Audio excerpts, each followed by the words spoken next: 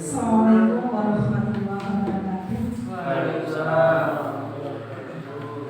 Yang terhormat Bapak Khairul Anam SPQ selaku Ketua Kepala UPT SC Negeri 1 Tiga Gresik. Yang kami hormati Bapak Ibu Dewan Guru UPT SC Negeri 1 Tiga Gresik. Alhamdulillahilladzi arsyada syu'ab dari haq di ibadah wa kafara syahida. Syahada la ilaha illallah wa syahada Muhammadan abduhu wa rasuluh. Puji syukur alhamdulillah kepada Allah Subhanahu wa taala di siang hari ini alhamdulillah kita masih diberikan kesempatan untuk belajar, untuk berbagi ilmu, insyaallah bermanfaat bagi kita semua. Kami sampaikan banyak terima kasih kepada Bapak Kepala Sekolah, Bapak Ibu Dewan Guru yang hari ini kita telah menyempatkan waktunya dalam rangka diseminasi pembahasan budaya positif yang ada di UPT SD Negeri 1 Tiga Gresik.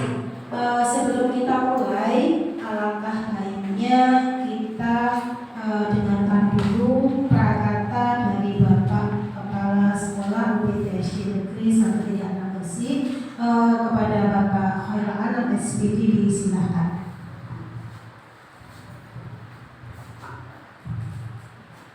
Assalamualaikum warahmatullahi wabarakatuh.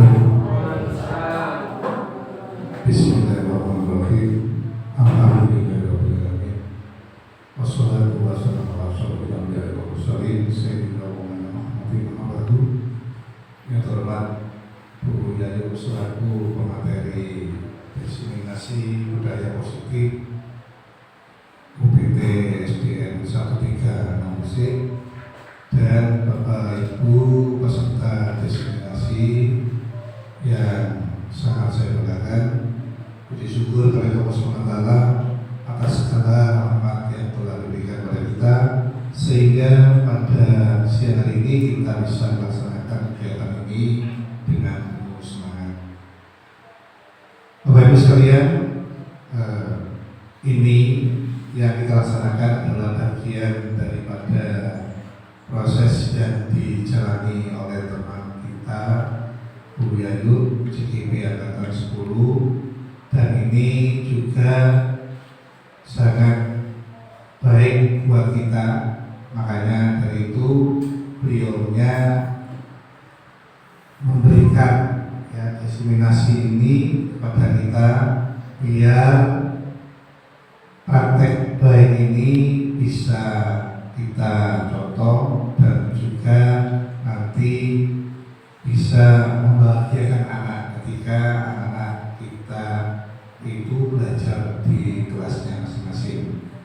Jadi hal semacam ini akan kita laksanakan terus dalam setiap bulannya nanti, paling tidak giliran antara teman kelas 1, 2, 3, 4, 5, 6 dan yang ngajar TJOK serta PAI juga itu nanti kita gilir biar kombel atau komunitas belajar kita ini berjalan dengan baik dan juga nanti berdampak baik pula bagi peningkatan kinerja kita.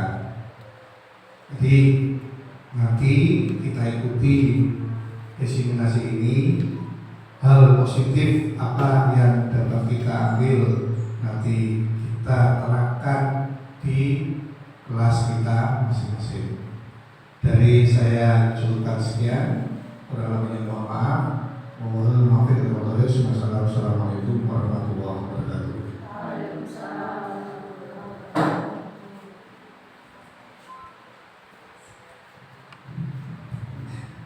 Terima kasih disampaikan kepada Bapak Khairul Anam SPD selaku Kepala UPT SDN 1 Gresik yang memberikan semangat kepada semua untuk terus mengupdate ilmu yang kita peroleh untuk kebaikan dan kebahagiaan murid-murid dan kita semua.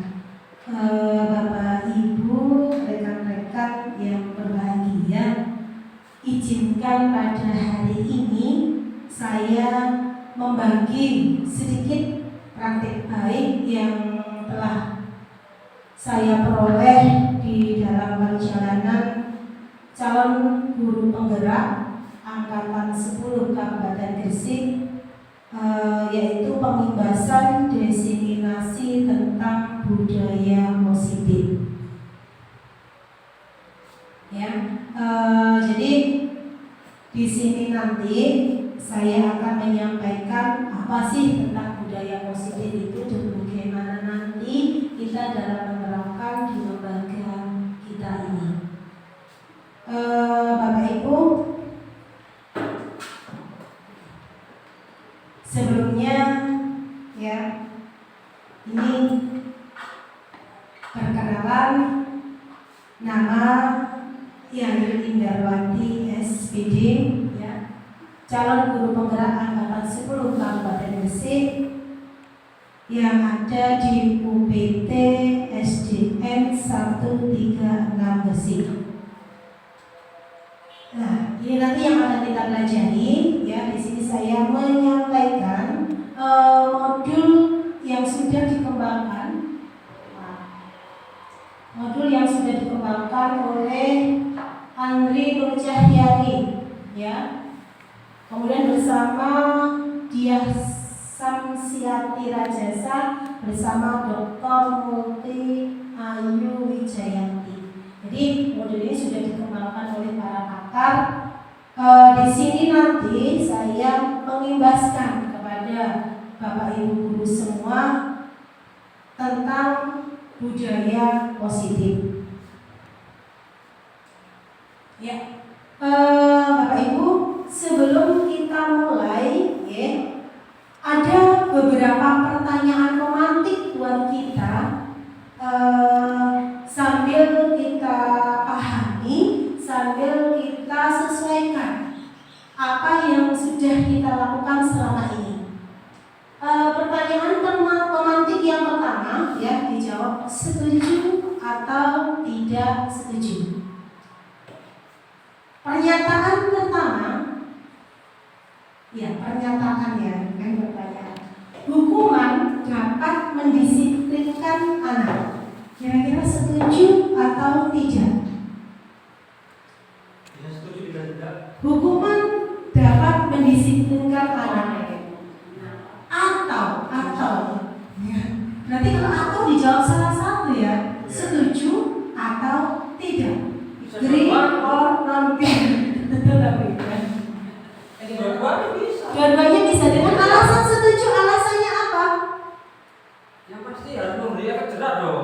Pasti harus memberi efek jerah. Oke, bagus. Kemudian tidak setujunya alasannya. Ini ada hukumannya. Kalau kita di sekolah kita pukul, kita kena hukum HAM. Berarti melihat jenis hukumannya. Oke, sepakat? Luar biasa, ya. Kemudian pernyataan yang kedua, pemberian hukuman dengan hal positif. Diperjelas ya, pemberian hukuman dengan hal positif seperti membaca atau membersihkan halaman sekolah dapat meningkatkan disiplin anak. Setuju atau tidak? Setuju atau tidak? Bagaimana? Pak Kras, Guru, Pak Adi, setuju atau tidak bahwa pemberian hukuman dengan hal positif seperti membaca atau membersihkan halaman sekolah itu dapat meningkatkan disiplin anak? Membaca, membersihkan halaman sekolah itu jenis hukumannya. Kira-kira setuju atau tidak? Itu bisa mendisiplinkan anak didik kita. 70% setuju. 70% setuju, 30% kurang setuju. Oke, kita lanjut dengan pernyataan yang ketiga. Memberi penghargaan itu dapat meningkatkan motivasi belajar anak. memberikan penghargaan dapat meningkatkan motivasi belajar anak. Setuju atau tidak? Tidak setuju. Kalau siapa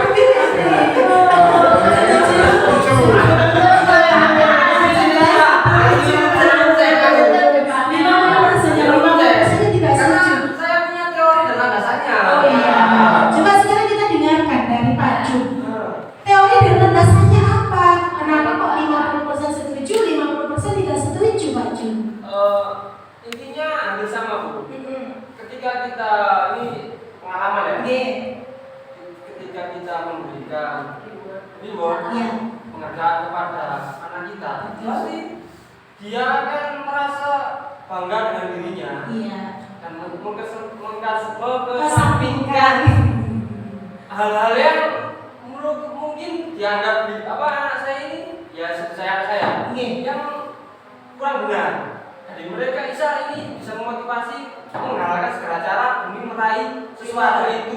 Biar mendapat penghargaan. Iya betul. Biar caranya mencuri, nyontoh pakai voice seperti nilainya bagus, seperti aku dapat penghargaan. Apapun caranya. Oke, kita berikan applause dulu buat kita semua. Iya, betul sekali ya. Jadi nanti argumen kita akan kita buktikan di sini, Pak Jen ya, bersama teman-teman di sini. Apa sih? Apakah pernyataan pemantik itu tadi dengan berbagai alasan dan argumen tadi sudah benar atau kurang benar? Ya, kita lanjutkan ya. Oke, jadi ini nanti yang akan kita pelajari. Satu, disiplin positif dan nilai-nilai kebajikan universal. Yang kedua, teori motivasi, hukuman dan penghargaan. Ya. Kemudian keyakinan kelas, kebutuhan belajar manusia dan dunia berkualitas. Kemudian ada restitusi dengan 5 posisi kontrol seorang guru. Kemudian restitusi dengan menggunakan segitiga restitusi. Ya. Oke, itu yang kita pelajari. Sebelum masuk ke materi, kita ice breaking. Iya, ice breakingnya boleh siapa dulu Pak Pras minta tolong teman-teman diambilkan minuman yang dingin atau requestnya terserah requestnya apa. Kalau bahasanya nanti setelah kita belajar. Oke, ya. Plus semua. Oke, ice breaking kita bermain aja ya. Kita tidak berpikir dan berargumen lagi. Kita bermain saja. Seru.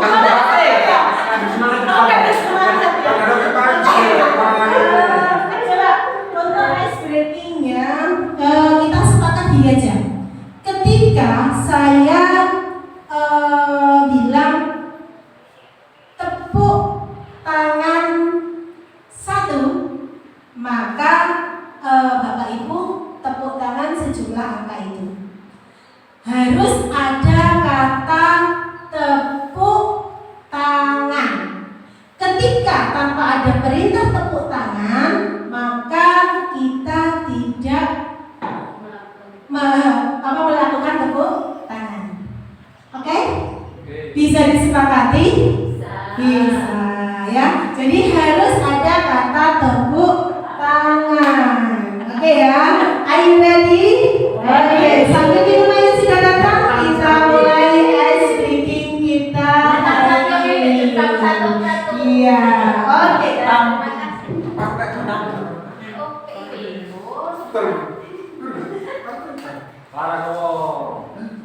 Ya. Coba. Tepuk tangan 2. Tepuk tangan 1. Tepuk tangan 2. Tepuk tangan 1 itu tangannya masih itu loh. Tepuk tangan 1 kan? Maksudnya bisa kali. Ayo. Kesepakatan kita tepuk tangan 1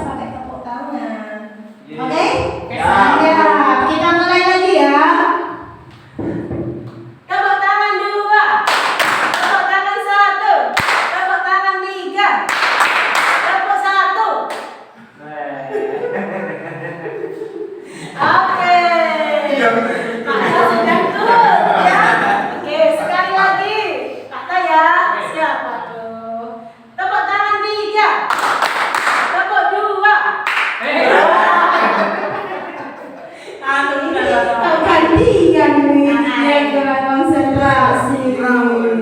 Karena belum sepakat betul konsentrasinya, coba sekali lagi ya. Sekali lagi ya. Oke. Tepuk tangan 2. Atau malah takut deh. Tepuk tangan 1. Tepuk tangan 2. Satu kali tepuk pramuka.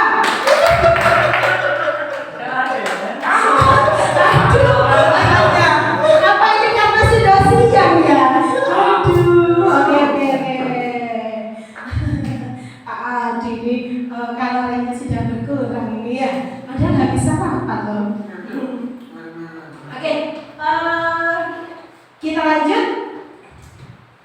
Ya, materi kita yang pertama ya, yaitu tentang disiplin positif dan nilai-nilai kebajikan universal. Ya, di sini ada ya perubahan paradigma dari teori kontrol atau teori pilihan ya, yang biasa dikenal dengan nama ilusi ya, ilusi kontrol ya. Ilusi bahwa guru itu mengontrol murid ya, sambil kita pahami dan kita yang benar gak ya. Yang kedua, ilusi bahwa kritik dan membuat orang merasa bersalah, kritik dan membuat orang merasa bersalah itu dapat menguatkan karakter. Tergantung petone ibu. Ya, kemudian berdasarkan paradigma itu juga disebutkan bahwa semua penguatan positif, ya, penguatan positif itu efektif dan bermanfaat. Kemudian paradigma yang keempat, orang dewasa itu memiliki hak untuk memaksa. Ya, itu perubahan paradigma dari teori kontrol. Nah, sekarang kita lihat dari perubahan paradigma tersebut, siapa sih sesungguhnya yang memiliki kontrol? Ya, berdasarkan stimulus respon, kita mencoba mengubah orang agar berpandangan sama dengan kita. Kita mencoba mengubah orang agar berpandangan sama dengan kita. Sedangkan berdasarkan teori kontrol atau pilihan, kita berusaha memahami pandangan orang lain tentang dunia. Jadi kita berusaha memahami, bukan kita mengubah, tapi kita berusaha memahami pandangan orang lain tentang dunia. Perilaku buruk dilihat sebagai suatu kesalahan. Pada teori kontrol, semua perilaku itu memiliki tujuan. Betul ya? Jadi apa yang kita lakukan ya, itu mempunyai tujuan. Orang lain bisa mengontrol saya. Berdasarkan teori kontrolnya, hanya Anda, hanya saya yang bisa mengontrol diri saya. Jadi bukan orang lain yang mengontrol saya, tapi diri saya yang bisa mengontrol saya. Ya, saya bisa mengontrol orang lain. Anda tidak bisa mengontrol orang lain. Karena yang pertama kita sudah hanya saya yang bisa mengontrol diri saya. Maka kita tidak bisa mengontrol orang lain. Paksaan ada pada saat bujukan gagal. Pemaksaan ada pada saat bujukan gagal. Sedangkan di sini kolaborasi, ya, bekerja sama, konsensus itu menciptakan pilihan-pilihan baru. Banyak pilihan-pilihan yang bisa dicapai. Model berpikir menang kalah. Sedangkan kalau teori kontrol, karena setiap perilaku itu memiliki tujuan, jadi kita sebelum berperilaku sudah memikirkan tujuannya apa. Sehingga apa yang terjadi, model berpikirnya menang-menang. Karena kita sendiri yang memutuskan tadi. Seperti itu. Nah, ini mind mapping disiplin positif dari teori kontrol atau Dr. William Glaser. Ya, seperti tadi yang disebutkan, Anda tidak bisa mengontrol orang lain. Hanya Anda yang bisa mengontrol diri Anda. Sehingga bisa diperoleh bahwa makna disiplin adalah belajar kontrol diri dengan menggali potensi kita agar tercapai tujuan mulia. Jadi artinya apa? Dari makna disiplin itu berarti berasal dari internal kita sendiri. Bagaimana kita menggali potensi kita sendiri, kita mendisiplinkan diri kita sendiri agar mencapai tujuan mulia, tujuan yang kita pilih, tujuan yang kita tentukan tadi. Ya. Kemudian semua perilaku memiliki tujuan. Ini yang menjadikan motivasi buat kita. Ketika motivasi kita itu berasal untuk menghindari hukuman, jadi ada kita melakukan sesuatu itu untuk menghindari hukuman. Oh nanti lah biar tidak dihukum sama Pak Pras, dia datang lebih lagi. Berarti kan itu motivasi untuk menghindari hukuman, untuk mendapatkan imbalan atau penghargaan tadi, ya. Itu merupakan motivasi dari luar atau yang disebut dengan motivasi ekstrinsik, bukan dari diri sendiri. Bagaimana motivasi yang berasal dari diri sendiri? Yaitu untuk menghargai diri sendiri sehingga terciptalah nilai-nilai kebajikan, nilai-nilai kebaikan yang sudah biasa dilakukan karena mendisiplinkan dirinya sendiri. Itulah yang dimaksud dengan nilai-nilai kebajikan. Ya. Nanti kacamatanya bisa dipinjam. Ya, oke. Kemudian model berpikir menang-menang, kolaborasi dan konsensus itu menciptakan 5 pilihan baru. Ini nanti juga yang akan kita pelajari. 5 posisi kontrol kita sebagai guru. Nanti kita akan belajar kita sebagai penghukum ataukah pembuat rasa bersalah. Kita sebagai teman ataukah sebagai pemantau. Atau yang kelima, kita sebagai seorang manajer. Nanti kita akan belajar apa sih seorang manajer itu. Apakah seorang manajer itu hanya seorang kepala sekolah? Nah, ya, nanti kita akan belajar di sini. Yang nantinya kita harus belajar bagaimana itu segitiga restitusi. Ada 3 langkah: menstabilkan identitas, ya. Kemudian validasi kebutuhan, kemudian yang ketiga menanyakan keyakinan. Nah, kemudian yang ketiga, yang terakhir di sini realitas atau kebutuhan kita itu berbeda. Kita berusaha memahami pandangan orang lain tentang dunia. Setiap orang itu memiliki gambaran yang berbeda. Ini sangat jelas ya. Keragaman di sini bahwa 5 kebutuhan dasar manusia itu ada bertahan hidup, penguasaan, kasih sayang dan rasa diterima, kesenangan dan kebebasan. Oke, ya. Ini seperti yang disampaikan tadi dari paradigma teori kontrol, kita bisa memperoleh apa itu makna dari kata disiplin, ya. Disiplin berasal dari kata Latin, bahasa Latin disciplina yang artinya belajar. Jadi belajar. Dari makna konotasinya, disiplin diri dari murid-murid Sokrates dan Plato, bahwa disiplin diri itu menggali potensinya menuju sebuah tujuan apa yang dia hargai. Jadi disiplin dari menggali potensinya dirinya sendiri. Okay? Namun dalam budaya kita makna kata di sini telah berubah. Yang kita bahas selama ini, sesuatu yang dilakukan seseorang pada orang lain untuk mendapatkan kepatuhan. Maksudnya apa? Ada sudah ditentukan, ya, kemudian kita melakukan, ya, sesuatu itu untuk mendapatkan kepatuhan, untuk mentaati peraturan-peraturan yang sudah ada, ya. Jadi sesuatu yang dilakukan seseorang pada orang lain untuk mendapatkan kepatuhan. Maksudnya di sini apa? Oh, ketika tidak ada aturan yang seperti itu, maka dia melakukan hal yang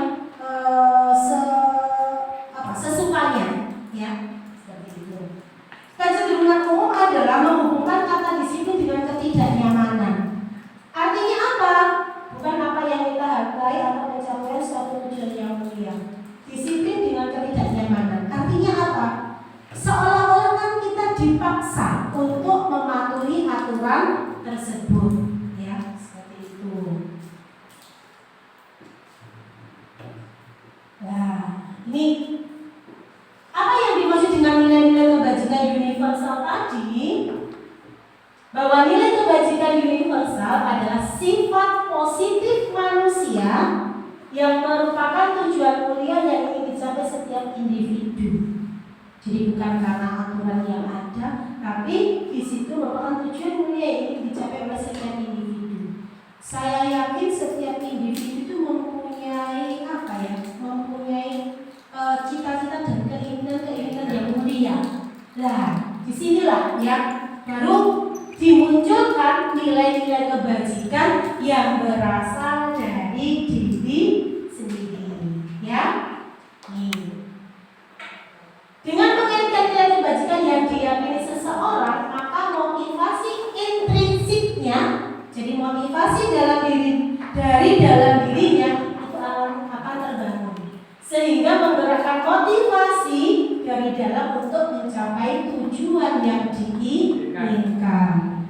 Tujuan berperilaku, ya, akhirnya tumbuhlah nilai-nilai kebajikan. Oke.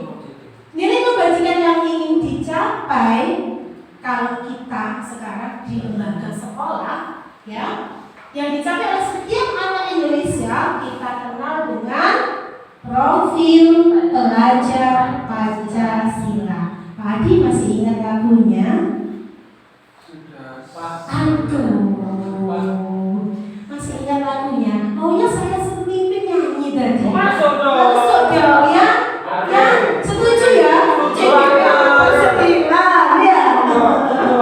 Tanya dipimpin Pak Adi. Nilai-nilai kebajikan, profil pelajar Pancasila. Pagi silakan di sini. Oh, sini aja. Oke, sama-sama ya, sama-sama. 1, 2, 3. Pelajar Pancasila beriman dan bertakwa pada Tuhan Yang Esa, berakhlak mulia, berdikari global, gotong royong mandiri, kreatif dan bernalar kritis. Oke, sekali lagi ya, biar semangat ya, bareng-bareng ya. Oke, 1, 2, 3. Pelajar Pancasila beriman dan bertakwa pada Tuhan Yang Esa dan berakhlak mulia, berkepentingan global, gotong royong mandiri, kreatif dan bernalar kritis. Terima kasih Pak Adi, terima kasih teman-teman semua. Luar biasa. 136 itu luar biasa.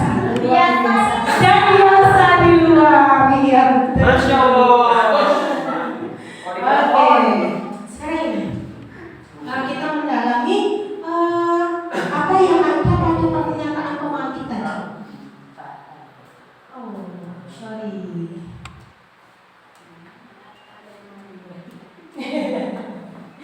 Ya, nih teori motivasi, hukuman, dan penghargaan. Bagaimana sih pengaruh hukuman? Bagaimana sih itu pengaruh penghargaan yang kita berikan kepada putra-putri kita? Oke? Teori motivasi perilaku manusia. Ya, tadi sudah kita kenal ada motivasi ekstrinsik dan motivasi intrinsik. Oke. Untuk menghindari ketidaknyamanan atau hukuman, ya, di situ nanti dia akan berpikir apa yang akan terjadi apabila saya tidak melakukannya. Apa yang akan terjadi jika saya nanti terlambat masuk sekolah? Ya, berarti itu motivasinya eksternal, berasal dari luar dirinya. Untuk mendapatkan imbalan dari orang lain, ya, atau institusi, maka dia akan berpikir apa yang akan saya dapatkan apabila saya melakukannya. Ya, ketika tidak ada hukuman, tidak ada imbalan, kita tidak bisa bayangkan apa yang dia lakukan. Tapi beda dengan yang ketiga, untuk menghargai diri sendiri. Ini tujuannya. Saya akan menjadi orang yang seperti apa bila saya melakukannya. Ya, itulah yang disebut dengan motivasi internal atau tujuan dari disiplin positif. Kenapa sih ada kata positif? Ada disiplin kan sudah bagus ya. Ya, itu mungkin yang dimaksud ya. Jadi disiplin positif. Bagaimana kita mendisiplinkan diri kita sendiri dari tujuan dan apa itu cita-cita yang tumbuh dari diri kita sendiri. Ya. Nah, ya. Ini contoh pengakuan dari apresiasi kebajikan. Kemarin saya perhatikan nilai kebajikan, rasa empatimu besar sekali. Pada situasi apa? Pada saat menolong murid baru di kelas kita. Artinya apa? Dalam situasi pada saat menolong murid baru di kelas kita, maka di sini bisa ditemukan ada sebuah rasa empati yang luar biasa. Ya. Pada saat kamu membantu teman-temanmu di tugas kelompok, ya, itu merupakan nilai kebajikan apa? Tentang kepedulian. Dan jika saat kamu memungut kertas-kertas yang berserakan di lantai, maka itulah rasa tanggung jawab. Nah, sekarang kita coba bedakan apa itu hukuman dan apa itu konsekuensi. Kalau hukuman itu bagaimana? Sesuatu yang diberikan oleh murid, oleh guru pada murid. Sesuatu yang dibutuhkan, sesuatu yang dikerjakan oleh murid. Betul Bu, maksudnya sesuatu yang dilakukan oleh guru pada murid. Iya betul. Kalau konsekuensi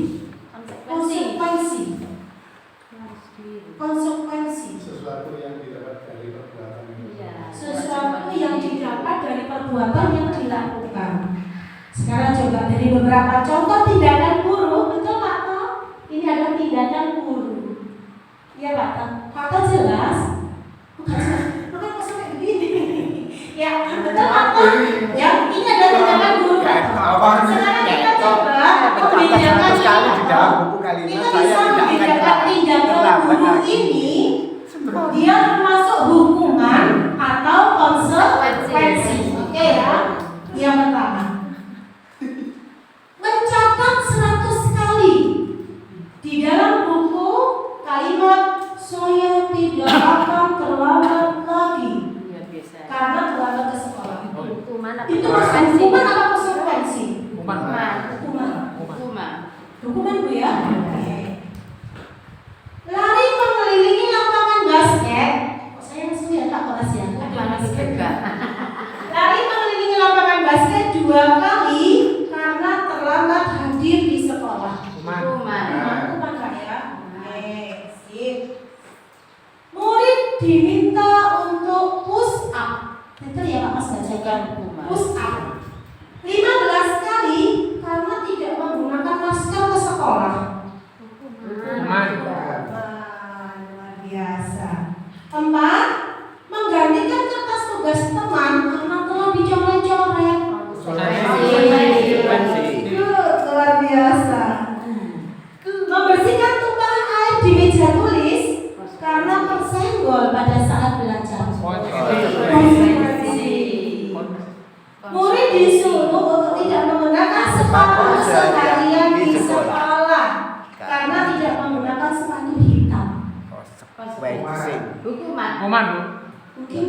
tadi Ada hukuman juga. peraturan ke sekolah harus menggunakan sepatu. Nah, Di sini disuruh tidak menggunakan sepatu seharian.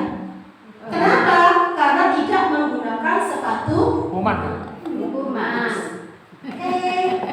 Lari mengelilingi lapangan basket 2 kali karena terlambat 10 menit untuk pelajaran PJOK. Konsekuensi. Ada bedanya ya antara yang kedua dengan yang ke Berarti terpinter ya. Bedanya apa? Iya. Sekarang kita lihat NIS. Betul semua. Iya. Betul ya. Luar biasa dan biasa ini luar biasa ya. Oke, menjaga ya hukuman betul. Ya. Mungkin di sini Pak Pras bisa menjelaskan atau sedikit berargumen.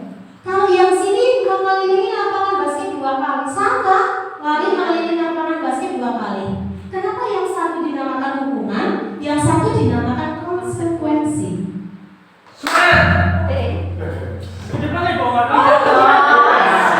Luar biasa, monggo Pak Pras. Ya bagus sekali. Yang pertama, yang mana Bu ya? Lari mengelilingi lapangan basket 2 kali karena hadir di sekolah. Yang kedua, lari mengelilingi lapangan basket 2 kali karena terlambat 10 menit untuk pelajaran PJOK. Alasannya apa kok beda? Karena yang pertama itu terlambat hadir, dan yang kedua itu iya hadir, tapi dia telat 10 menit karena perbuatannya mungkin di dalam kelas ngerjakan PR yang belum dikerjakan atau dengan sebagainya. Kita memang tidak tahu. Jadi itu konsekuensinya seperti itu karena terlambat 10 menit. Terima kasih. Ya, terima kasih Pak Pras, luar biasa. Luar biasa. Iya. Jadi bedanya dia terlambat hadir di sekolah. Berarti di situ ada sebuah peraturan tidak boleh datang terlambat. Maka ketika siswa hadir terlambat di sekolah, maka dia mendapatkan hukuman. Beda dengan ini. Kenapa kok beda? Sama-sama terlambat kan? Terlambat 10 menit untuk pelajaran BDUPJ Pak. Di sini mungkin konsekuensi bagi guru olahraga, dia sudah terlambat melewati pemanasan, maka dia harus melakukan pemanasan terlebih dahulu 10 menit. Itu konsekuensi yang harus diterima siswa tersebut. Begitu ya. Oke. Siap, kita lanjutkan. Nah, ini bedanya hukuman dengan konsekuensi. Kita belajar dari beberapa contoh, kemudian kita memperdalam apa sih hukuman itu dan konsekuensi itu apa. Sesuatu yang menyakitkan harus terjadi. Mau gak mau dia harus melakukan jika dia melanggar peraturannya. Kalau konsekuensi, sesuatu itu harus terjadi. Karena apa? Karena dia sudah melakukan sendiri. Maka konsekuensinya kembali pada dirinya sendiri. Hukuman membuat anak sakit, fisik maupun hati. Kasihan ya. Untuk jangka waktu yang lama. Kadang sampai diredek terus. Aku pernah dihukum Pak Parto. Orangnya sibuk. Ya, membuat anak merasa tidak nyaman dalam jangka waktu pendek. Ya, mungkin pada waktu ketika dia harus menyelesaikan konsekuensinya itu. Anak membenci kedisiplinan, maka di sini anak menghargai disiplin. Ya, hukuman itu bagian dari paksaan. Kemudian kalau konsekuensi, stimulus atau tanggapan. Mendorong anak menyakiti diri sendiri, di sini mendorong anak agar mudah menyesuaikan diri. Konsep diri yang baik, kalau konsekuensi konsep diri yang baik. Anak belajar untuk menyembunyikan kesalahan, sedangkan di sini anak belajar untuk mematuhi peraturan. Ya, Marah, rasa bersalah, dipermalukan, merasa tidak dihargai. Sedangkan konsekuensi kehilangan hak, dibuat tidak nyaman, dihasilkan untuk sementara. Kalau saya baca seperti ini ada pertanyaan besar bagi saya. Terus dari muridku salah, apa yang harus saya lakukan? Ya, ini pelajaran lanjutan buat kita. Apa sih atau tindakan yang bagaimana yang harus saya lakukan? Ini dia. Ya, dia muncul. Kalau berbagai alasan hukuman yang seperti itu, konsekuensi yang terus apa yang harus kita lakukan? Di sini kita belajar tentang restitusi. Ya, apa itu restitusi? Proses menciptakan kondisi bagi murid untuk memperbaiki kesalahan mereka, sehingga mereka bisa kembali pada kelompok mereka dengan karakter yang lebih kuat. Saya lihatkan video.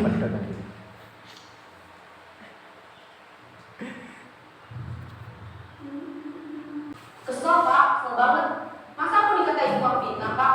Ya aku marah lah. Aku gak dikatain Eka di depan kelas. Kesel banget. Oh begitu. Ya pasti kamu marah dan kesal. Bapak juga akan marah apabila ada yang menurut bapak seperti itu. Kemudian pada saat itu kamu melakukan apa? Ya saya langsung ngatain Eka lah pak. Kesel banget. Saya bentak-bentak dia di depan teman-teman lain. Oh begitu. Pasti kamu melakukan seperti itu karena suatu alasan tertentu. Iya lah, saya diam saja pak. Ya saya bela diri lah. Masa saya dituduh tukang fitnah? Ya wajarlah. Mempertahankan harga diri itu sesuatu yang penting buat kamu. Untung kamu tidak bertindak lebih gegabah lagi, hanya membentak-bentak. Iya pak. Untung saya masih bersabar dan hanya membentak saja. Sudah gemes padahal. Saya pasti bela diri lah. Ya pasti ya. Tapi kamu memilih untuk tetap bertahan dan bersabar. Kamu memilih untuk tidak berbuat lebih parah lagi, bukan? Iya.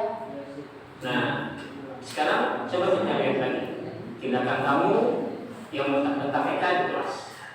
Tindakan kamu itu kira-kira sesuai dengan keyakinan kelas atau prinsip kamu tidak? Enggak lah pak. Capek pak jadi pemarah. Jadi keyakinan atau prinsip mana yang kurang sesuai dengan keinginan kamu? Ya saya sebenarnya sangat menghargai orang lain. Mungkin saat itu saya menjadi emosi. Jadi tidak menunjukkan sikap itu. Kamu meyakini tidak? Menghargai orang lain itu penting buat kamu. Yakinlah pak. Iya, setuju. Kita harus saling menghargai. Namun, ada juga keyakinan yang kita sepakati yang perlu kita jalankan apabila kita sedang marah, kan? Ya saya bisa lebih proaktif. Mulai dengan diri sendiri. Saya bisa jadi lebih bersabar, mengambil waktu jeda untuk berpikir mau apa selanjutnya. Kira-kira kamu bersedia memperbaiki masalah ini tidak? Sedia pak. Kalau kamu memperbaiki masalah ini, kamu akan menjadi orang seperti apa? Saya akan menjadi orang yang bertanggung jawab kali ya pak. Dan senantiasa proaktif. Iya. Menurut kamu, bagaimana rasanya menjadi orang seperti itu? Ya nyaman lah. Bangga bisa bersabar dan menahan diri. Baiklah kalau begitu. Yuk kita pikirkan bagaimana memperbaiki masalah ini. Terima kasih. Ya. Ibu dan bapak guru hebat. Baru saja kita lihat. Ya. Jadi itu apa tadi jalan keluar? Kenapa bukan hukuman dan bukan konsekuensi, tapi ada sebuah nama yang kita kenal dengan nama restitusi. Yang pertama menstabilkan identitas. Yang pertama dia datang dengan marah-marah, ya, dengan beberapa pertanyaan dari gurunya, akhirnya emosinya agak mereda, distabilkan identitasnya dulu, ya. Kemudian yang kedua apa itu validasi kesalahan. Jadi membuat anak itu sadar dengan sendirinya bahwa dia telah berbuat salah. Kemudian yang ketiga dengan menanyakan keyakinan. Akhirnya dia sendiri ketika dia sudah sadar dengan kesalahannya, menguasai dirinya, maka dia akan berpikir bagaimana cara menyelesaikan masalah ketika itu terjadi kembali. Oke, kembali lagi bahwa semua itu ditemukan dari dirinya sendiri, ya, dengan 3 cara restitusi.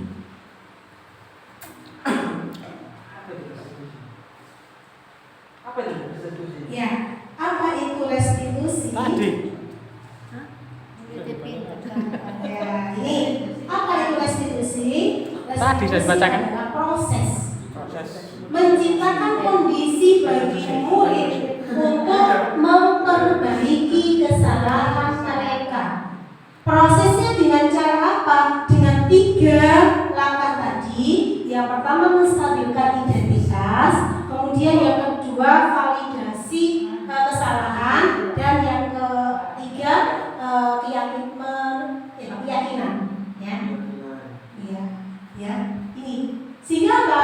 Dia menemukan, dia menyadari kesalahannya, dan dia juga yang memperbaiki kesalahannya dengan kaitannya dengan keyakinan kelas yang dibuat. Keyakinan kelas itu berbeda dengan peraturan kelas. Keyakinan kelas itu dibuat bersama oleh warga kelas, sehingga dibikin bersama, dilakukan bersama, dan dipatuhi bersama, sehingga nanti mereka sudah menyadari kesalahan-kesalahan mana yang tidak sesuai dengan keyakinan kelas dan bagaimana cara memperbaikinya. Oke, di sini langsung saya pada ini 5 posisi kontrol. Ya, ya, oke. Di sini juga akan saya tampilkan untuk videonya. 5 posisi, Pak.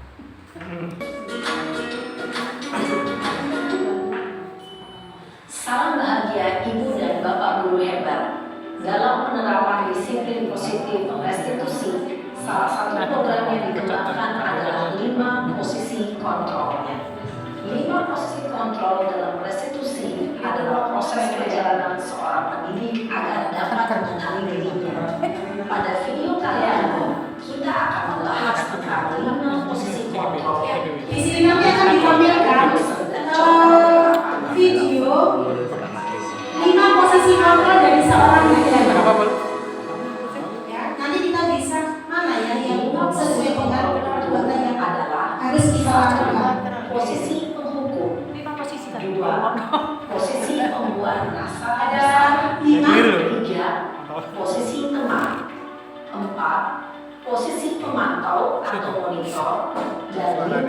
Posisi Ada posisi manajer. Untuk memahami kelima posisi Satu di samping posisi yang lain. saksikan kasus dan terlambat Posisi sampai 20 Ya, ini ada seorang siswa yang namanya Naren.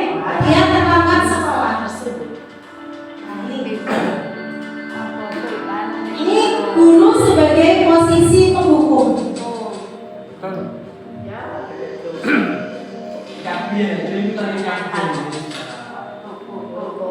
Murid-murid. Sorry. Tuh.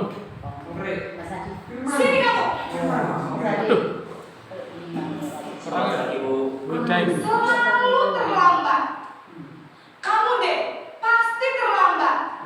Maaf Bu, saya Apa? Apa coba?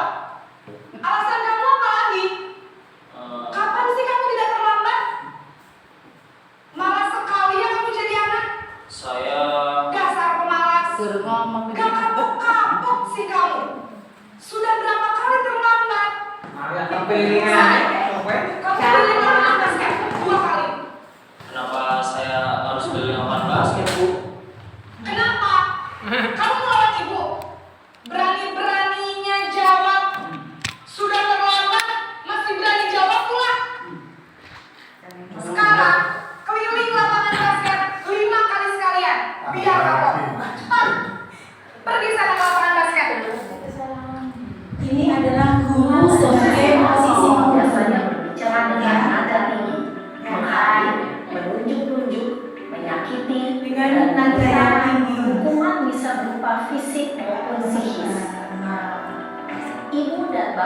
hebat. Dampak yang terjadi pada murid ketika guru berada pada Apa posisi dampaknya? pendukung adalah murid cenderung Ini akan ya, berontak. jadi pendengar ini yang banyak. Iya, iya. Soalnya kata-kata itu pasti ini ternyanyi terus. Betul, ya. Ini posisi yang kedua. Posisi guru membuat rasa bersalah. Tajamnya pisau masih tajam omongan. Intinya bensin sekarang itu. Mana kasih saya? Ya Tuhan, Naren. Nanti ibu yang kena kurban. Nadane Bisa saya tidak bisa berkenan kamu. nadane lembut. Duh, gimana ini? Kok sopan kan? Maaf Bu, Dia Duh, menyadari Gusti kesalahan. Naren. Kamu Ya, Bu, tadi sudah mentang-mentang. ya, Ibu Bapak Kepala Sekolah. Terus, sekarang Ibu harus tulis apa ini di buku absen? Ini kamu sudah sering terlambat loh. Ibu harus apa coba? maaf Bu, maaf sekali. Oke. Ya sudah, lain kali jangan bikin Ibu susah lagi ya nak ya. Iya, Bu. Ibu tidak akan kuat lagi kalau kamu begini terus. Bisa jantungan kalau Ibu tegur Bapak Kepala Sekolah. Sana cepat ke kelas. Maaf ya Bu, maaf sekali. Posisi pembuat rasa bersalah berbicara dengan nada tenang, cenderung lembut. Namun kata-kata yang diutarakan membuat murid merasa menjadi orang yang gagal, memandang buruk dirinya sendiri, merasa tidak berharga, dan tidak sanggup membahagiakan orang lain. Ketika guru mengambil posisi pembuat rasa bersalah, murid akan menganggap dirinya yang bersalah dan dia akan menyimpan emosi negatif tersebut di dalam Ini bahayanya dirinya. di sini. Menjadi pendaki. Kalau yang pertama ini jadi pendendam. Ada dua, ada dua. Ini ketiga, posisi sebagai teman.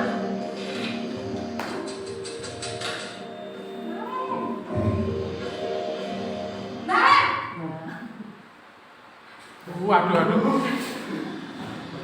Maaf ya Bu. wah, sudah jam berapa ini nak?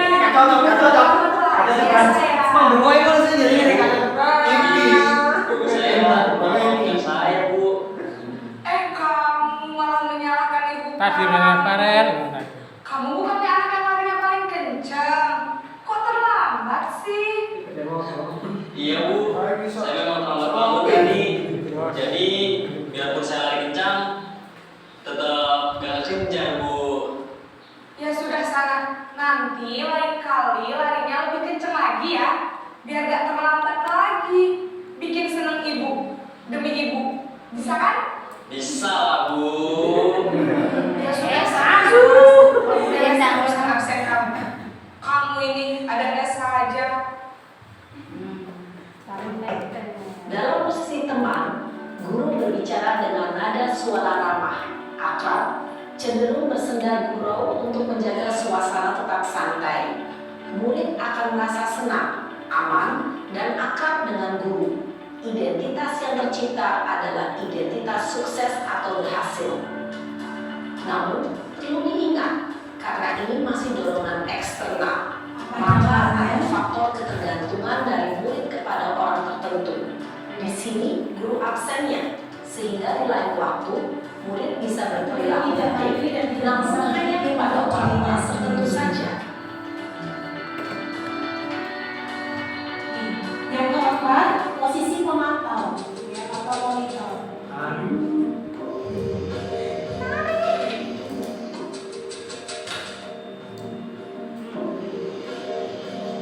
Nah,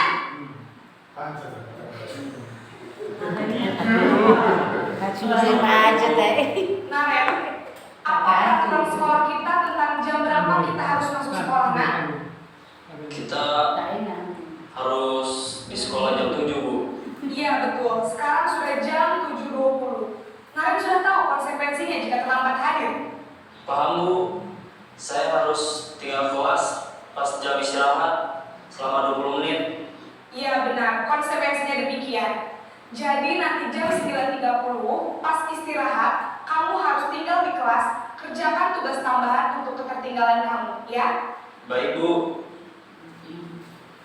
Yang mendapat konsekuensi. Posisi pemantau mengandalkan penghitungan atau data untuk mengontrol murid.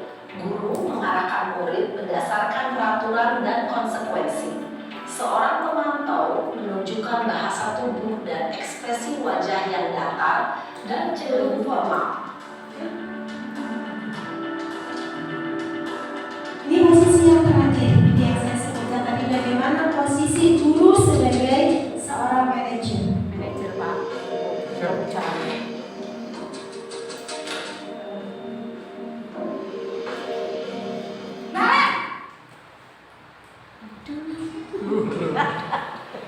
Siapa lah? Assalamualaikum, Bu. Selamat pagi, Naren. Kok Kak Kemang? Maaf, Bu. Saya terlambat. Iya, sekolah masuknya jam 7, sekarang sudah jam 7.20. Jadi sekarang bagaimana ini, Naren? Maaf, Bu. Saya lupa setel alarm saya semalam. Baiklah, menurut kamu, keyakinan sekolah yang mana yang perlu kamu tingkatkan? Menghargai diri sendiri dan orang lain mungkin ya, Bu. Setuju. Jadi, apakah Naren meyakini prinsip saling menghormati tersebut? Iya, Bu. Saya meyakininya. Apakah Naren bersedia memperbaiki masalah keterlambatan ini? Bersedia, Bu. Bagaimana kamu akan perbaiki masalah keterlambatan ini? Saya akan coba untuk tidak lupa menyetel alarm saya, Bu. Baik, kalau Naren lupa menyetel alarm di rumah, ada orang yang kira-kira bisa bantu mengingatkan tidak? Ada, Bu. Kakak saya, Kak Emma. Ada lagi selain Kak Emma? Selain Kak Emma, ada ibu saya. Baik, jadi yang mengingatkan Naren adalah Kak Emma dan ibu kamu ya? Kira-kira akan mulai setel alarm kapan, Naren? Setelah pulang sekolah, akan segera saya lakukan. Baik, jadi Naren akan setel alarm untuk bangun besok pagi dan akan diingatkan oleh kakak dan ibunda Naren ya. Ada lagi yang mungkin perlu dilakukan, Naren, agar tidak terlambat bangun lagi? Tidak ada, Bu. Baik, Naren, terima kasih untuk kerjasama kamu. Sekarang kamu perlu kembali ke kelas untuk belajar. Baik, Bu. Terima kasih. Posisi manajer adalah posisi kontrol yang disarankan untuk membimbing murid.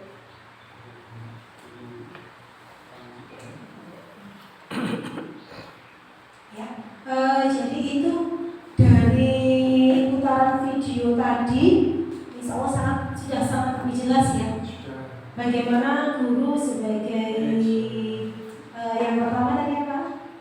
Sebagai penghukum, kemudian sebagai penyebab rasa bersalah, sebagai aman, sebagai pemantau, dan sebagai manajer. Itulah di sini hal penting yang dapat kita ambil, bagaimana kita memposisikan kita ya sebagai guru yang ada di UPT SDN 13 Gresik ini dalam menerapkan budaya-budaya positif ya. Bagaimana ketika ya murid kita itu melakukan beberapa hal yang tidak sesuai dengan keyakinan kelas yang telah disepakati. Mereka dibuat sadar bahwa mereka sudah bersalah dan mereka sendiri yang menemukan solusi dari masalah tersebut dan dia komitmen untuk melakukan solusi-solusi yang tumbuh dari dirinya sendiri tersebut. Oke, cukup untuk hari ini.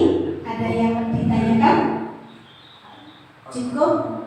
Oh, ini, Bu. Saya harusnya pernah sependapat banget dengan ini tadi. Yang mana? Ini kan guru, kita tanda petiknya dulu ya. Guru Iya. itu di sekolah atau di aparat atau di perguruan tinggi itu kan bisa disebut guru. Iya. Nah, itu kan otomatis hukumannya juga berbeda. Iya. Kita ambil aja di angkatan atau institusi polisi itu kan hukumannya kan pasti lebih berat. Nah, ini mungkin bisa digarisbawahi bahwa ini tuh ditekankan di mana gitu mungkin. Untuk posisi kontrol, untuk apa itu segitiga restitusi yang dimaksud tadi. Oke, terima kasih Pak Jun. Jadi dari teori-teori atau disiplin positif itu kalau menurut saya Pak Jil ya itu di setiap lembaga, di setiap institusi ya itu insya Allah punya disiplin positif masing-masing. Jadi betul juga yang disampaikan Pak Ju. Kalau di tingkat militer atau di tingkat apa itu mungkin lebih keras atau begitu. Tapi di situ kan dia punya disiplin positifnya masing-masing. Kalau di SD itu yang bagaimana? Ya, tapi komitmen dasarnya bagaimana di lembaga tersebut, di institusi tersebut itu dapat melakukan disiplin positif yang sesuai di lembaganya masing-masing. Ya, jadi ada tata caranya sendiri. Ya, kalau saya berpikir kenapa sih kok sekarang ketika ada anak yang kita hukum kelas, kenapa orang tuanya, nah itu mungkin juga sudah adanya perkembangan zaman, ya, sehingga kita tidak bisa menyamakan antara perlakuan kita pada zaman dahulu seperti pada waktu kita jadi siswa dulu, siswa SD, nggak bisa kita samakan dengan apa yang harus kita lakukan pada murid kita, ya, itu sudah ada kodrat alam dan kodrat zamannya sesuai dengan undang-undang. Ya, seperti itu. Sehingga apa yang harus kita lakukan? Ya inilah ilmu yang muncul. Ada yang namanya restitusi, ada yang namanya 5 posisi kontrol seorang guru. Oke, bisa dipahami? Ya. Oke, terima kasih. Sekali lagi, Bapak Ibu guru yang luar biasa, yang hebat. Terima kasih banyak atas perhatiannya dan kerjasamanya pada hari ini.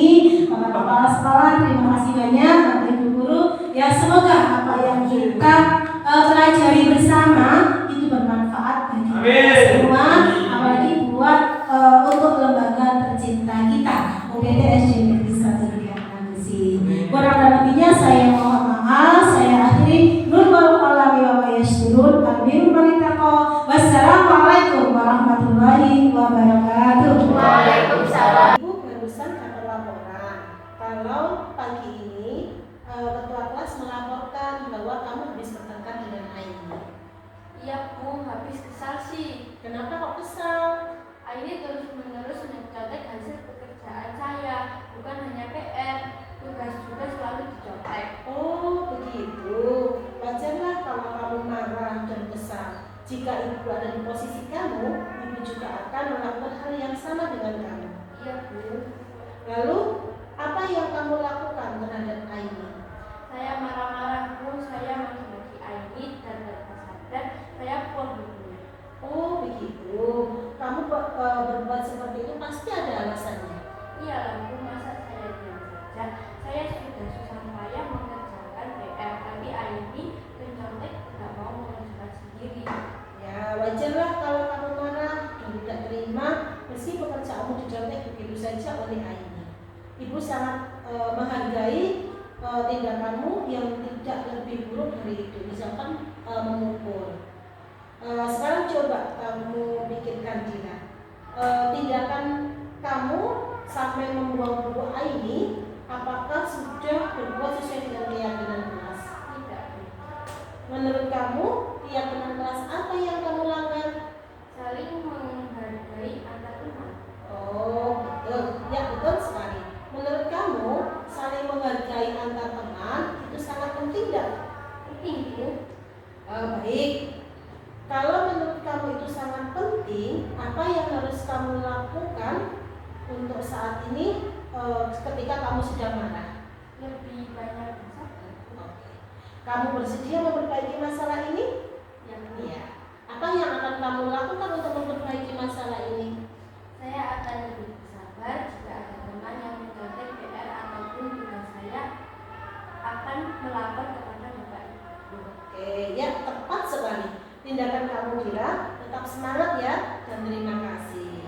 Assalamualaikum warahmatullahi wabarakatuh.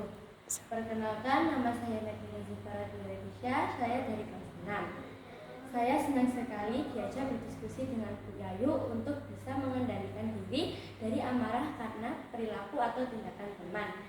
Saya harus banyak belajar, bersabar, dan dapat menghormati teman. Terima kasih. Wassalamualaikum warahmatullahi wabarakatuh. Waalaikumsalam. Bu Yayu ingin diskusi sama kamu. Boleh nggak? Boleh Bu, diskusi tentang apa? Oh iya. Gini Bi, Bu Yai sudah menjumpai kamu 2 kali tidak mengerjakan tugas. Benar nggak? Benar Bu. Ya. Bu Yai juga pernah dapat laporan dari Pak Jun. Kamu pernah tidak mengerjakan tugasnya Pak Jun. Betul? Iya Bu. Ya. Vi, tidak mengerjakan tugas itu suatu kesalahan bukan? Kesalahan Bu. Ya, betul sekali. Jadi berbuat salah itu wajar, tapi kita harus bisa belajar dari kesalahan. Setuju nggak? Setuju Bu. Oke. Ya, kalau begitu, belum tahu nggak apa alasannya kamu sering tidak mengerjakan PR? Malas Bu. Ya. Coba sekarang kamu pikirkan bahwa tidak mengerjakan tugas itu apakah sesuai dengan keyakinan kelas kita? Tidak Bu. Iya. Menurut kamu keyakinan kelas yang mana yang dilanggar? Bertanggung jawab. Iya.